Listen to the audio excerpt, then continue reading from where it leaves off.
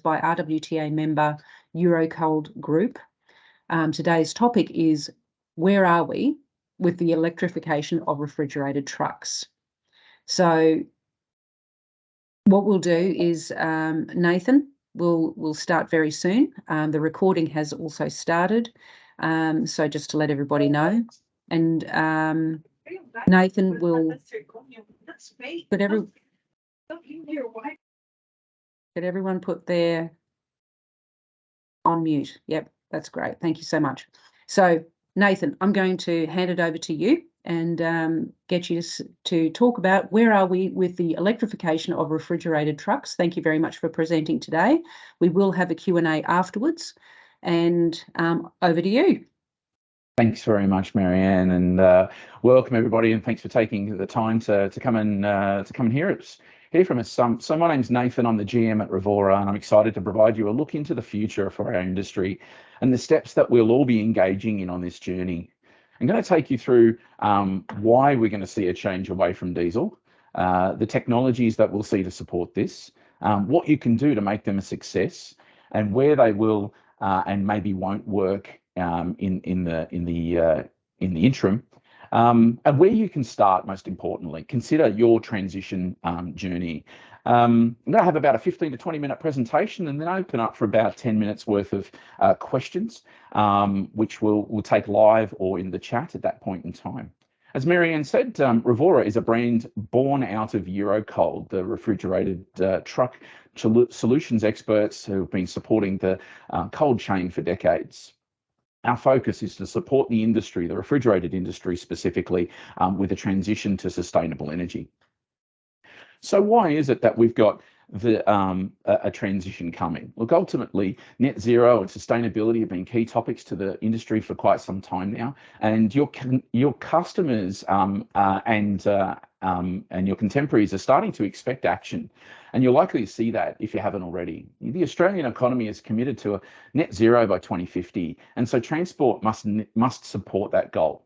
Transport will soon be the number one emitting sector in the economy, and so we're going to need to get on top of that. We're starting to see globally clean air zones, and so we might even see them here, where certain parts of cities are cut, accesses are closed, so that there's only zero emission vehicles allowed in them. Your customers, as I said, are going to start to expect action, and so there's going to be this switch from it's a nice to have to eventually a have to have, and so that's where we're going to start to see the decarbonisation of transport coming through. And alternative fuels can provide opportunities and advantages, particularly around access, night freight, quiet operations, even confined space operations, because we're not emitting any noxious gases and so on. So that's something that EVs and other new energy fuels can bring to the space. So if we focus in on our sector, the refrigerated transport sector, it's one of the tougher to transition. The energy required is around 25% more than if it was just a dry body. And so that's something that we need to consider through the process and build into our designs. All that energy needs to be stored on board, and so that means it needs to be replenished as well. And that requires a whole set of new thinking. And look, the capital and operational cost balance will shift compared to what you're pretty used to in the diesel space. So we're going to start to see where the capital intensity is higher, the operational costs are likely to be lower, and so that will then change your balance sheets, and something we'll touch on a little later on. And everybody's on a learning curve. We're all going through this process where we're trying to understand, what does it mean to electrify our fleets? So we're going to go through a little bit of that, but I'm going to start with looking at the technologies that might enable our zero emissions future. So what is zero emissions to start with? Typically, zero emissions is considered no tailpipe carbon or noxious emissions. So there's nothing being burnt, so there's nothing coming out the back of a vehicle, and so then that doesn't present local emissions. But Often zero emissions from a vehicle is also sort of tied in with a low carbon solution, or no CO2 being emitted, and that isn't always the case. So locally with the vehicle, we might have no carbon, but if we've fed that vehicle from a grid or gas supplies, they will have a carbon signature, they will have a carbon output. So what we really need to do is be looking at how we're taking our energy from renewable resources to really truly get to a zero emissions full cycle. Now, you will have seen and heard a lot about different technologies that are popping up to potentially enable this zero emissions space, and depends on from which side you're thinking about the zero emissions. Battery electric vehicles, BEVs, sometimes known as, they are clearly a zero emission, nothing out the tailpipe, and also a renewable resource provided zero carbon or low carbon solution. Hydrogen can actually be provided in two different technologies through fuel cell electric vehicles, or hydrogen fuel cell. And so that's one way, taking the gas and turning it into electricity and then driving an electric powertrain like would be in a battery electric vehicle. But there's also a lot of talk at the moment about hydrogen in an internal combustion engine, or hydrogen ICE kind of approach.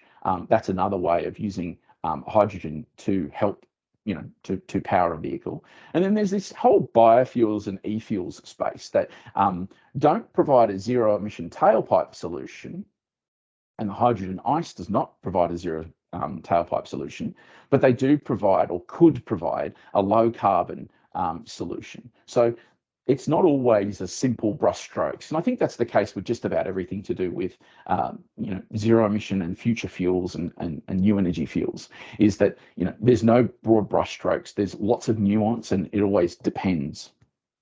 So one of the ways that we can consider how much these fuels cost is having a look at their inherent energy efficiency, and we have a look at the whole entire energy efficiency. So to compare the energy efficiency of these different fuels, we can have a look at how much energy from a single unit of energy at the beginning, say a kilowatt hour of energy from power generation, through to how much will actually go to the wheels in a truck or in a vehicle environment.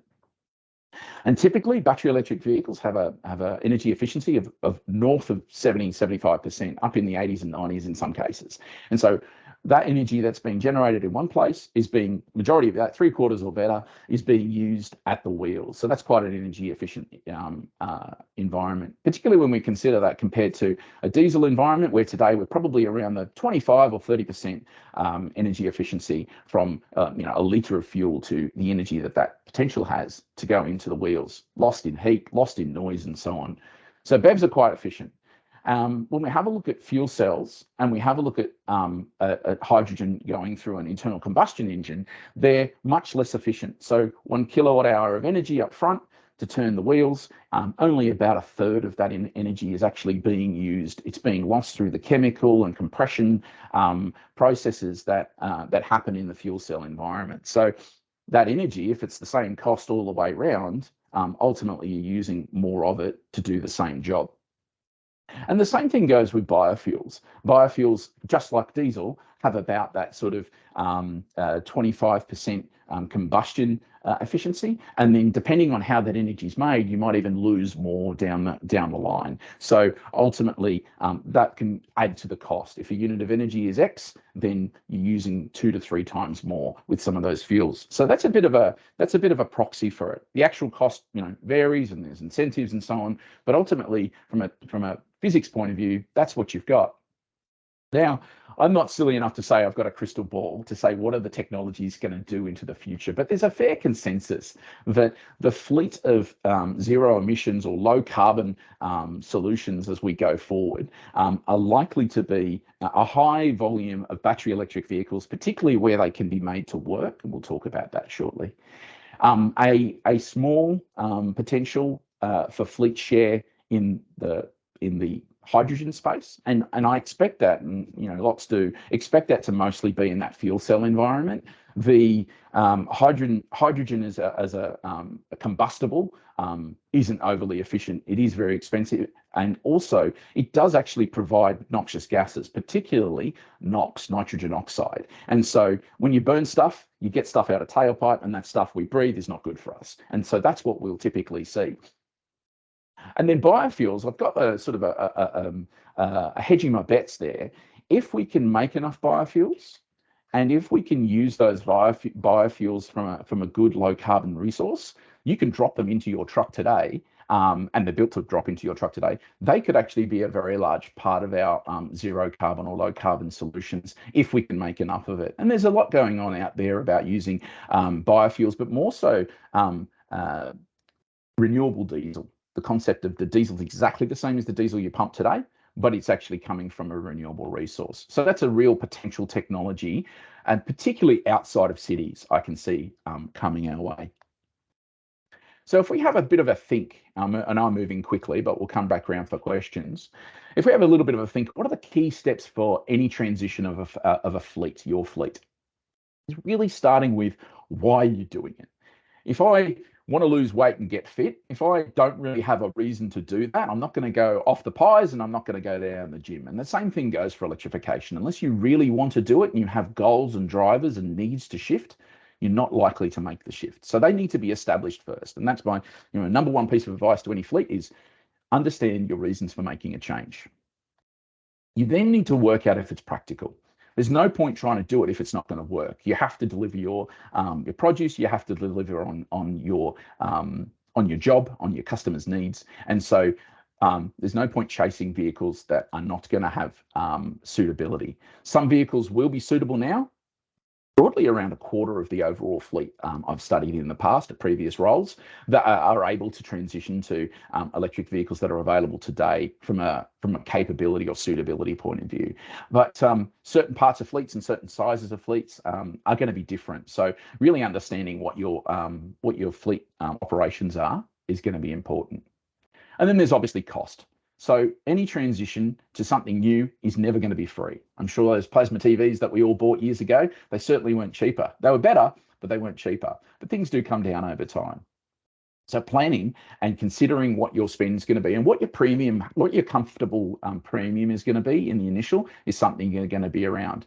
There's also potential for lots of unnecessary spend in this space. So get good independent advice, ask questions, get the old 3 quotes, certainly something to be considering in this space. And then look, finally, the big part here around what are the key steps for a transition is considering your pace of change. There's lots of things considering when you want to be done by, what is your suitability, what vehicles are available on the market and so on. All of those things factor in to whether or not you're able to have a pace of change. So they're the 4 things that you're really looking for when you're considering a transition. Now, that's fairly high level, but those are the main basis. Why do we see people look to transition fleets? Well, there's a number of areas that we're seeing people consider. Their customers are saying they must. There's a few fleets out there in the dry and the dry delivery space that have already said you must be delivering with zero emission vehicles to have our contracts. There's commercial drivers, but only some edge cases are really capable for being electrified and at a cheaper cost at the moment. Particularly waste is the area. So you'll see a lot of waste, and also buses have the opportunity to be cheaper as well. It also opens up those new operational models. So you might be able to run night freight in areas where typically you wouldn't be allowed to have a noisy fridge and you wouldn't be allowed to have a noisy a noisy truck. So that's an opportunity. But really, leadership seems to be the reason why most fleets are considering a transition. Both external leadership, so showing that they've got a competitive edge, showing from a marketing point of view, showing that they're taking action on climate. But also, there's that internal side. Retaining staff, getting drivers is tough these days. So getting them on that engaged in that process of transition could be interesting. Training people, we're all going to have to learn over these next 5 and 10 years and so on. So getting them started early is a good opportunity to learn. And the more building blocks you have here, the more reasons you have to go and make that change. So I'm just going to flip gears quickly and just consider a transition and the sorts of things you might need to be looking at when you're doing that. So whenever we start with a transition, we really got to start with what are the contracts, the operations, the reasons for doing the work you do today, because we must start with the task. If we don't start with the task and just jump to a truck or jump to something else, we're not going to end up with a really good result. We've got to start with the task. And these days, you're very close to the optimization of your fleet, which you'll need to be running really efficiently when it comes to an EV world.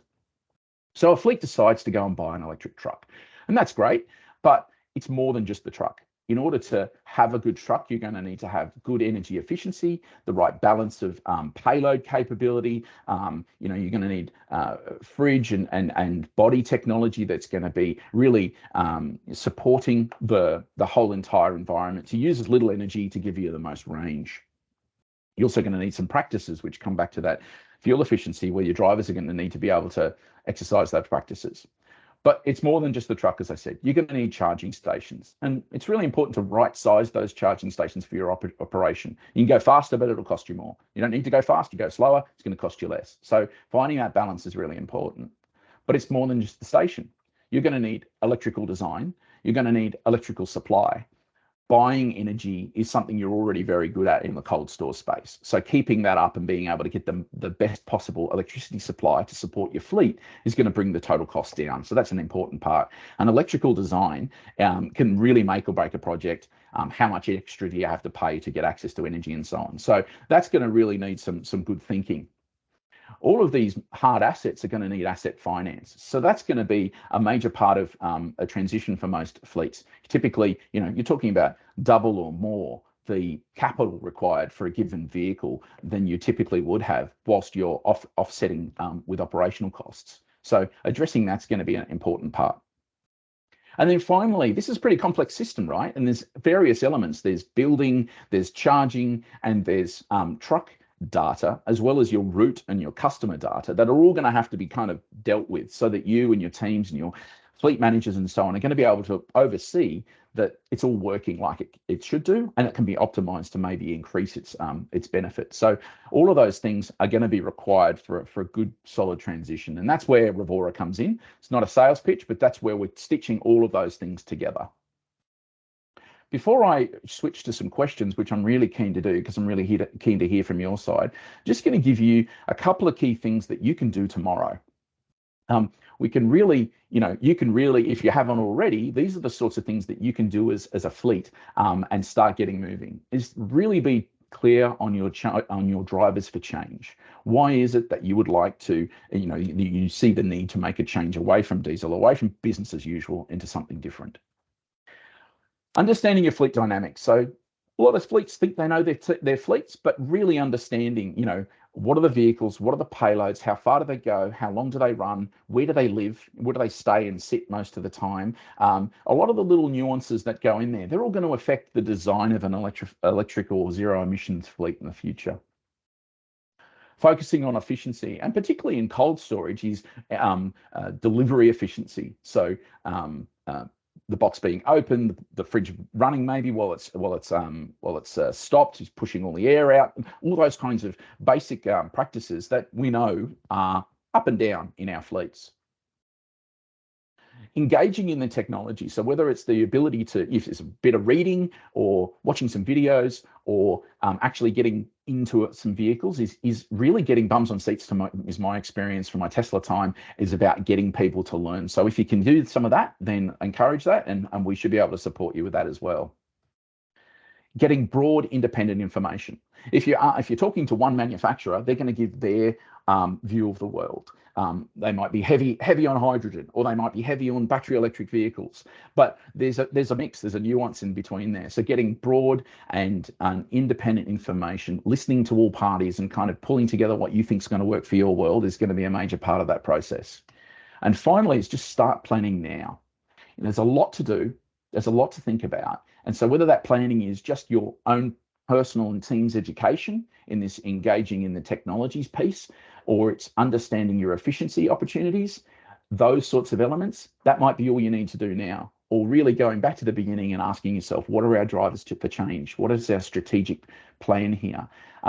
That's what you can be doing today. I think that's a really important part of the overall process. But I know I've whizzed through that, and there's going to be a video, so you can go back over any of those points that you might choose to dwell on. But I'd love to open it up to questions to folks. Whether your question is placed in the chat or it is live, and you'd like to chip in and have asked those questions, I'm more than happy to answer any of those from here. And I think Marianne might have a starter if she likes. One thing that's become really obvious to me, Nathan, is how long's a piece of string. It's really to do with what is your company looking for? What does it want to achieve? How big is your company? How fast do you want to do it? It's going to be a process for every company, isn't it? It really is, and there's lots of different drivers for it. So what we see in Europe particularly, and that's a good place to start by looking at this, is big companies, big customer companies. So take, for instance, and you may have heard it before, but there's the IKEA example. So IKEA has said globally that every delivery of its furniture to homes and households needs to be done in an electric vehicle by 2025. That's pretty soon, right? They only announced that about 2 years ago, and here we are in this process of a transition. So every piece of furniture will be delivered by electric trucks if you ask for it to be delivered, and that's already happening in our cities today. And those providers of those fleets are already electrifying. The guys here in Queensland, where I am, they have about a third of their fleet is already electric. That supplies the IKEA team. So that's the real driver. Why? Because my customer said so. But there's other customers who've said because we have to, or because we want to. And so establishing that's super important. Another something that's, as you were just speaking then, in Europe, places are a lot, closer together. The UK is a lot smaller than Australia. Is that going to be an issue with charging vehicles over time? If somebody needs to get from Brisbane to New South Wales or Sydney, let's say, within New South Wales, that's going to be a completely different packet of bickies to somebody in Sweden getting a piece of furniture backward and forward.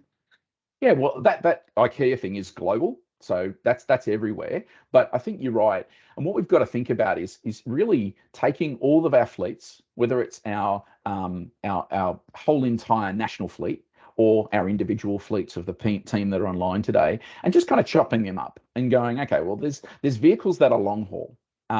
If you're long haul, fruit and veg long haul or something like that, those vehicles are unlikely to be electrified or even hydrogenized or whatever in the next 5 years.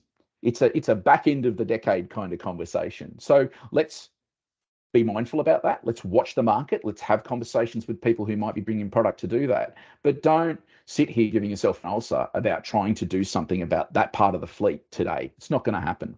Whereas your local delivery piece, and whether it's home delivery or local cafe delivery of goods kind of arrangement, then that sort of thing is where there's electrification opportunities right now. And our cities are pretty urbanized where we are urbanized. And then yes, we do have large distances in between our urban centers, but they're pretty similar to all of our to the European environment. And so the number of Ks that we're doing, the shift times that we're doing for inner city to urban delivery is pretty similar to that in the US or in Europe. And those areas are already transitioning those particular ones. Okay. Has anybody else got any questions that they'd like to ask of Nathan while we're online still? Happy for you to jump onto the mic or drop something straight into the chat, and I can address a question from the chat. Sure. One of the things I think what I'm seeing was feeling for that is the manufacturers, the vehicle manufacturers, are starting to bring some product out, but not all product is the same. Not all vehicles are actually capable for our refrigerated space. They're either too heavy or don't have enough energy and so on, or even some of the attributes that allow us to hook into things like fridges and EPTOs. So, just be broadly getting that independent advice as you go forward. We've got a question there. Cold logistics, interstate transport. do the BEVs have range for, say, Sydney to Brisbane, taking payload into account? So I kind of addressed that a second ago in that, that long haul B double refrigerated space. Look, we are not going to see electrification of that for a good number of years, a good 5 years. And that's okay, because those particular trucks, they're high energy density, they're high payload density, and they're obviously super high reliability, right? Those three aspects are ones that are likely to be a bit of a challenge. So, if we put that in the final transition group, if you like, what are the vehicles that are in the early transition group? And I think, as I say, not giving yourself heartburn over things that you can't affect because nobody's got any product yet. There will be some product that comes, but what that product is, it's even too early to guess on. We've got a great question there from Bankstown, I can see, and it's a question around EV charging, and I think EV charging is a massive part of this. Look, there's going to be different models for different folks, but I think in very, very large terms, there's going to be the requirement for or the desire for charging on at your depot with inside your environment, because then you've got some control over it. You've got control over the assets, you've got control over the vehicles, and you've got control over the infrastructure costs and engagements there. So that's the first thing. Designing a fleet to transition with outside charging is going to be far, far more challenging and probably less successful than dealing with internal charging. I think, coming on from that, we've got a couple of other questions there. Will the grid cope? Well, the grid's got to cope, right? So the transition has to happen. It will happen. So I've been working with Energex for a number of years now on these conversations, and they have to make it cope. There's conversations about how they're going to do that, but also on our side, on the vehicle side, on our charging infrastructure side, we need to do things to make it more likely cope. And as I said, you guys in the cold chain are much more organized with your energy than, say, a site of courier trucks with dry bodies. They're not really got the thought around energy, whereas you have. So it has to cope. There are things that we can do to make it cope better, and that's some smarts that we can bring into the design space.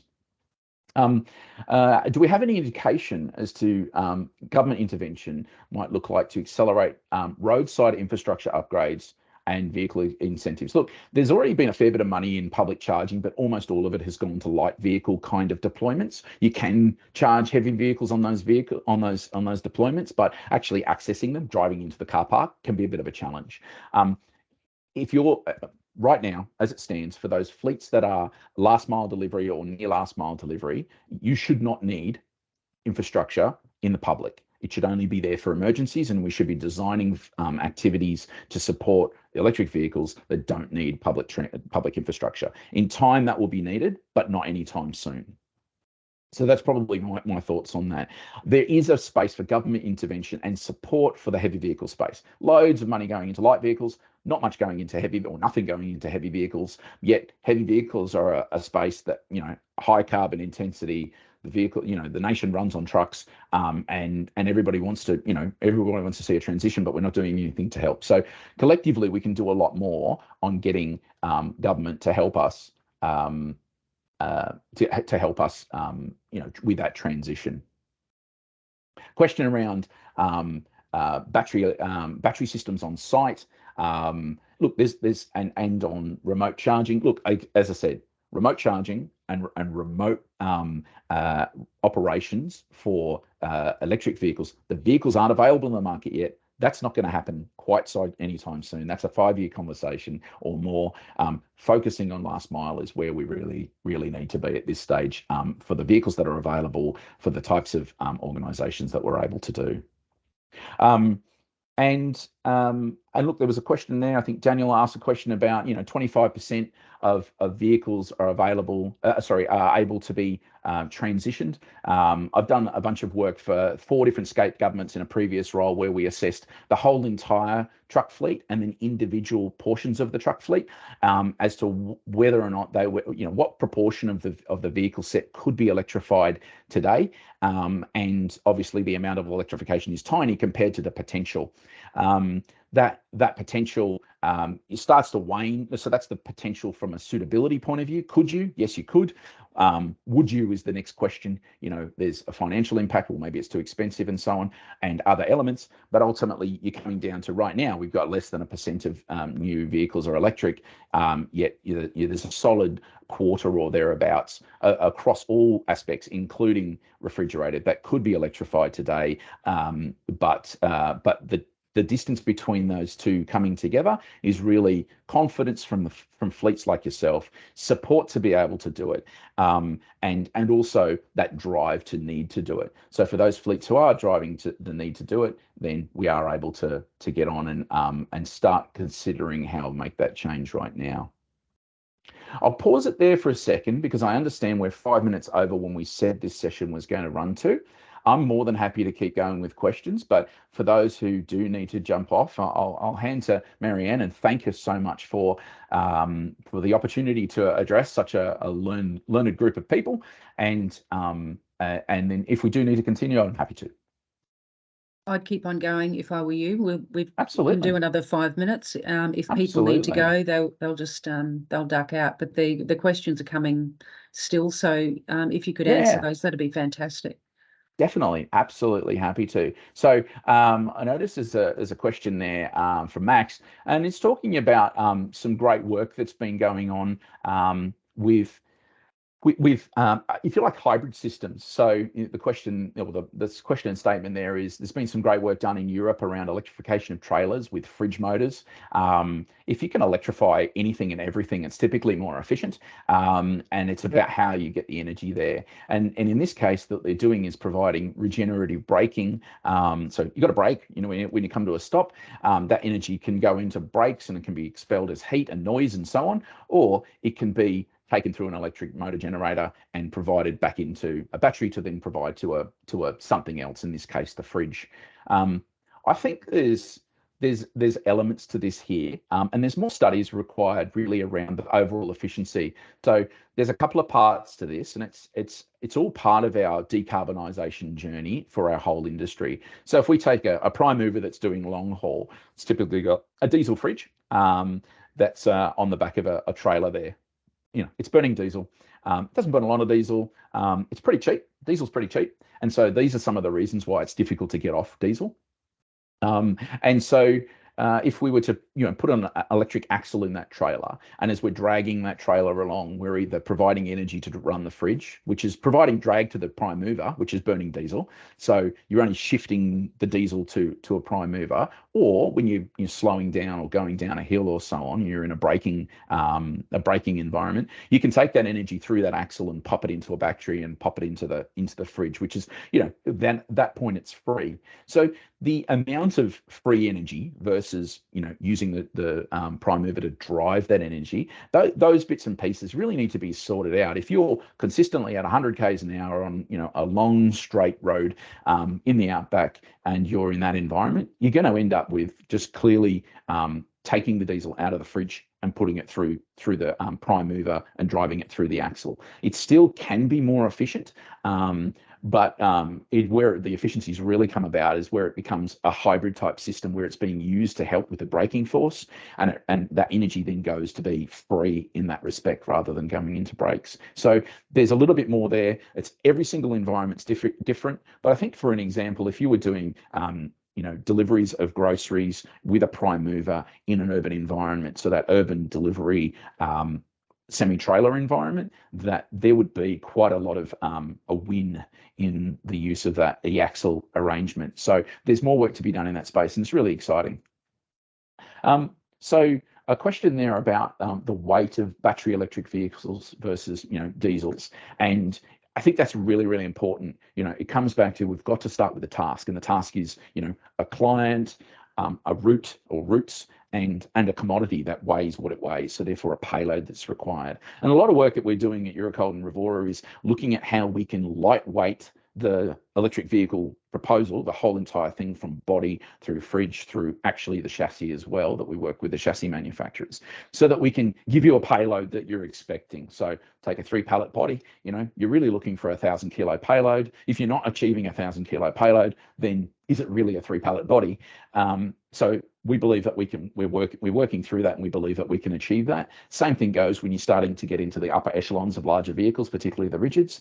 There's that balance to be struck, but in the larger vehicles, there's actually a little bit more headroom. You've got a little bit more space to work with. So that's a really key part. So, again, I'm not going to bring product to market, or the market shouldn't bring product to market that doesn't suit your needs. And there's quite a few electric trucks out there right now that are really heavy and have really low payloads. And so for something like a 6-pallet, you're not going to get anywhere near the payload you would expect on a 6-pallet truck. So be cautious when it comes to looking at an electric refrigerated truck, to make sure you've got all the knowledge and all the advice, and you've got a good balanced system, which is something that we're working on to be market leaders of. We've got another question there from Nat, which says, given the high demand on purchase of vehicles and long waits on orders to be delivered, will this cause longer waits on the delivery of vehicles, given less manufacturing in the BEV space? So supply versus demand, definitely going to be an issue. Has been an issue in the light vehicle market for a while. There's been a lot more demand for electric vehicles than there has been supply. That's starting to shift, and you're starting to see the volumes go through the roof. In trucks, it's going to be a similar thing. So if that 20% of the market, in my broad estimations, could do the job, and then maybe 10% of them would actually be acceptable because of financial and other reasons. Okay, well, there's a number, just some of that's a little bit estimated, but there's only 1% of supply, then there's going to be 9% of people standing around with their hands in their pockets waiting for a truck. There's an element of that, but there's also some manufacturers out there who have shown that they can provide decent supply. So I think that's a vehicle by vehicle and manufacturer by manufacturer basis, and that you can work closely on what is the reality of that. I think broadly, yes, if we wanted to transition the whole entire fleet to electric vehicles, I mean, the whole fleet, all vehicles, all trucks today, 40,000 a year, that's going to be a problem. And so then we're not going to achieve that. But I think as we're starting to meet the market at those achievable spaces right now, it's up to us to provide those customers with to provide those manufacturers with an understanding of the demand. So if they say to me, how many do you want? I need to talk to the customer base and say, how many do you want? And we're aggregating that up so that we can make a good estimate. I think at this stage, there will be this supply and demand challenge, which will end up keeping prices high. If prices, if you can make them cheaper, but there's not enough to provide everybody the need, you'll keep the prices high. Again, something we've seen in the light vehicle space. So don't expect electric trucks to get cheaper markedly anytime soon. My expectations are they will kind of hold at the sort of prices we're starting to see, maybe a little cheaper, but not markedly. They're not going to harm anytime soon. Mark's just backed it up with a question there about payload. Less payload equals more trips equals, more activity, more congestion, more labor, more. And I think that's really important. Coming back to EVs have to do the job properly first. So if we can't provide you a payload that does the job compared to your actual payload that you're using today, then it's back on the market, it's back on the supply base to provide you with that payload. And so that's very much the direction we're coming from. Not going to say, hey, here, take an electric truck, it's got 200 kilos. I mean, there's one truck out there that I was looking at in a 4.5 ton deployment for a local delivery environment. It's got negative 14 kilos payload when you bowl it all up. It's not going to work. So that's a truck that we can't deal with. But there are others out there who do provide that payload that we require. And so it's not a blanket one brush, all electric vehicles are useless. Actually, some are very good and some are useless. And so that's that nuance that we need to be working through as an industry to be able to provide you with good solutions. How are factories and depots dealing with the challenges and constraints on a supply of electricity to charge the vehicles? So one that we can go into a little deeper, and possibly the opportunity for another webinar in the future, if Marianne and the team broadly want to go there, is a little bit around that. You currently have a supply, right, to your site. site of supply of X, and most of your sites are typically cold stores. So you then have a draw that varies and goes on through the day. And the gap between your used and your available is an opportunity for charging. If you're utilizing your current connection or your current access to energy better, more throughout the day, that is our first stop for trying to use the most, trying to use your energy in the most efficient way. Then the next one is finding out whether or not there's a case to either raise your access, which is expensive and painful, and all of your grid connection people are, I'm sure a number of people online have been through that process before, and my deepest condolences. But then also, what are the other behind the meter opportunities do we have? Batteries, solar, other things that we can think about to make the gap bigger between what you have available and what your site is using to provide electric vehicles. And that's our first place to go. Can we use what you've got already? And if we don't, when we saturate that, we might saturate that with the first 10% of your fleet. Okay, we'll deal with that. But it might not be until you get to the first 25% of your fleet. And every site is different. And I think that's a big thing to sort of finish up on here is, every fleet is different in the way its vehicles are used and the vehicle requirements. And every site is different with the way its energy is used and the energy is provided. So there's work to be done by people like ourselves and many others that we come together with that to make the most of it for you. So thank you very much for all the great questions. They were fantastic when they were firing off. Thank you very much, Marianne. Nathan, thanks so much for being with us today. That was a great presentation, and the questions, thank you to everybody who asked them. I think this opens up the first round of questions and thinking about the future for these for this new technology that's certainly just around the corner. What we'll do is we'll close it off now. We will put this on the website and send out a notification, so if you'd like to read it again. And certainly, Nathan, I'm sure you won't mind if we put your details up there for people to give a call if they'd like to follow up with you. Absolutely. Thank you. Great. Thank you so much, everyone. We'll talk again soon. Thanks for being part of it. Have a wonderful day. Cheers. Too.